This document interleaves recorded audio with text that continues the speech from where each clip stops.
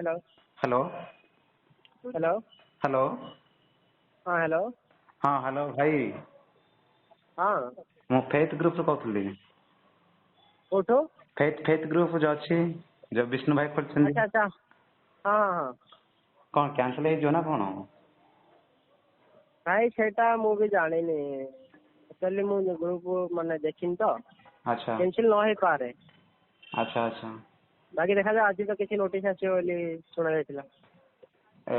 ପଇସା ବୁଝିବ ଯେ କଣ କହିଲେ? ହଁ ଦେବେ ମତେ ଶୁଭିଲାନି। ପଇସା ବୁଡ଼ିଯିବ। ପଇସା ଦେଇଥିଲେ କି କେତେ ଟଙ୍କା? ତମେ ଦେଇନ କି? ଆରେ ପଇସା ବୁଡାବୁଡି କଥା ଦେଖିବା। ମୁଁ ତ ବେଶୀ କିଛି ଦେଇନଥିଲି ମୋର ବାକି ତମେ କେତେ ଟଙ୍କା ଦେଇଥିଲ କି? ମୁଁ ତ 2 ଲକ୍ଷ ଦେଇଥିଲି। ତମେ କେତେ ଦେଇଥିଲ କି? ଇନହ୍ୟାଣ୍ଡ ଦେଇଥିଲ 2 ଲକ୍ଷ? ହଁ ପ୍ରିଲିମ୍ କରିବା ପାଇଁ 2 ଲକ୍ଷ ଦେଇଥିଲି। ଆଚ୍ଛା ତମର ମାନେ ଡକୁମେଣ୍ଟ ଦେଇଦେଇଛ ସବୁ? ହଁ ମାନେ ଅରିଜିନାଲ ଡକୁମେଣ୍ଟ ଦେଇଦେଇଛ? ହଁ ଅରିଜିନାଲ ଦିଆହେଇଛି ନା। ତମେ ଦେଇନ କି? ତମେ ଡାଇରେକ୍ଟ ଜାଣିଛ ନା ତାକୁ? ହଁ ଆଚ୍ଛା ଜାଣିଛ ଦେନ୍ ଠିକ୍ ଅଛି। ତମେ ଦେଇନ କି? ମୁଁ 8 ଲକ୍ଷ ଟଙ୍କା ଦେଇଛି ବା 8 ଲକ୍ଷ ଦେଇଥିଲି ସେ ସିଓର ବୋଲି କହିଲା ତ ଆଉ 8 ଲକ୍ଷ ଟଙ୍କା ପଡିଲା ମୋର 16 ଲକ୍ଷ ଟଙ୍କା ହୋଇଥିଲା। ଆଚ୍ଛା ଆଚ୍ଛା 16 ଲକ୍ଷ ଟଙ୍କା ମୁଁ 20 ଲକ୍ଷ କହିଛି। ହଁ କୋଉଠି ନା ମୁଁ ସେଥିପାଇଁ କହିଲି ପରା ସେ କହିଲା 8 ଲକ୍ଷ ଯଦି ଦେଇଦେବୁ ବୋଲେ ଇନହ୍ୟାଣ୍ଡ ଫାଷ୍ଟ ଦେନ୍ ଆଉ 4 ଲକ୍ଷ କମେଇ ପାରେ। ଆଚ୍ଛା ଆଚ୍ଛା ହଁ ସେଥିପାଇଁ 8 ଲକ୍ଷ ଫାଷ୍ଟ ଦବା ବୋଲା ଆଉ ଥରେ ଆପେ ରିଜଲ୍ଟ ଆଉ ଥରେ 8 ଲାଖ ଆଉ। ହେଲେ କ୍ୟାନସଲ ହବନି ତ? ଦେଖାଯାଉ କ୍ୟାନସଲ ହେଲେ ପଇସା ଦେବ ଆଉ। କ୍ୟାନସଲ ହେଲେ ପଇସା ଦବ? ମତେ କଣ ଲାଗୁନି ଆଉ ସରିଲା କଥା। ନଦେଲେ 8 ଲକ୍ଷ ଟଙ୍କା ଛାଡିଦେବି ନା କଣ? ଭାଇ ତମ ଘର କୋଉଠି? ମୋର ଗଞ୍ଜାମ ବା। ଗଞ୍ଜାମ କୋଉଠି? ଆସ୍କା।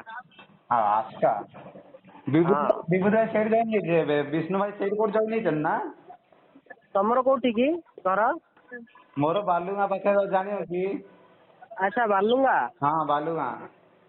ଆଚ୍ଛା ମୋର ତ ଆସ୍କା ଜାଣିବିନି ବାଟ ମୁଁ ଏବେ ଅଛି ଭୁବନେଶ୍ୱରରେ। ଭୁବନେଶ୍ୱରରେ କଣ ପାଇଁ ଅଛ?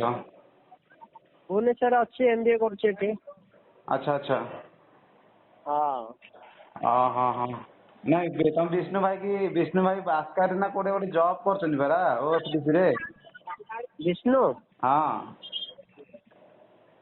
ନାଇଁ ଭାଇ ମୋ ସହିତ ଆଉ କାହାର ମାନେ ଲିଙ୍କ କିଛି ନାହିଁ। ଆଚ୍ଛା ବାକି ମୁଁ ଡାଇରେକ୍ଟ ଯିଏ ମେଡିଏଟର ସେଇ ମୁଁ ତାକୁ କହିଦେଇଥିଲି ସେଇ ଯଦି ଯାହା ସବୁ କଣ୍ଟାକ୍ଟ ଥିବ ତା ସହ ହେଇଛି। ମିଡିଏଟର ତମର କିଏ ଥିଲା କି? ମୋଠୁ ଜଣେ ନେଇଥିଲା ଆମର ସେ ଜଣେ ଭାଇ। ଆଚ୍ଛା ଆଚ୍ଛା ହଁ ସେ କହିଥିଲା ମୁଁ ଯୋଉ କରିବି ବାକି ପଇସା ମୁଁ ତାକୁ ହିଁ ଦେଇଥିଲି ତ ମୁଁ ତାକୁ ଜାଣିଛି ନା ତ ବଣ୍ଡ ସାଇନ୍ ଯାହା ହବ କିଛି ଆଉ କିଛି ପାଇଁ ବଣ୍ଡ ସାଇନ୍ କରି ମୁଁ ସେ 8 ଲକ୍ଷ ଟଙ୍କା ଦେଇଥିଲି। ଆଚ୍ଛା 10 ଲକ୍ଷ କହୁଥିଲା ମତେ ଫାଷ୍ଟ ମୋ ପାଖରେ ନଥିଲା ତ ମୁଁ କହିଲି 8 ଲକ୍ଷ ଆରେଞ୍ଜ କରି ଦେଇଛି ଆଉ। ଆଚ୍ଛା ହଁ ହଁ ମୁଁ ଦେଇଦେଇଛି ମତେ କ୍ୟାନସଲ ହବ ବୋଲି ଲାଗୁଛି ତ ସେଇଟା ଡର ଲାଗୁଛି। ଦେଖାଯାଉ କ୍ୟାନସଲ ବି ନହେଲା ଭଳିଆ ଅଛି କାହିଁ କ୍ୟାନସଲ ଏତେ ଜଲ୍ଦି ହବ ନା ଥୋଡି ନା 2 ଲକ୍ଷ ଦେଇଥିଲି ପିଲା ଏକ୍ଜାମ। 2 ଲକ୍ଷ ଦେଇଥିଲେ ସେମାନେ CBI ଦାବି କରୁଛନ୍ତି ତ ସେଇଟା ହଉଛି ଖୁସି। ଦେଖାଯାଉ କଣ ହଉଛି ଆଜି ନୋଟିସ୍ ଆସିଯିବ 2ଟା ତ ହେଲାଣି ଏବେ ଆସିବ ନୋଟିସ୍ ଜଣା ଯିବ ଆଉ। ହଁ ହଉ ଠିକ ଅଛି ଭାଇ। ହଉ। ହଁ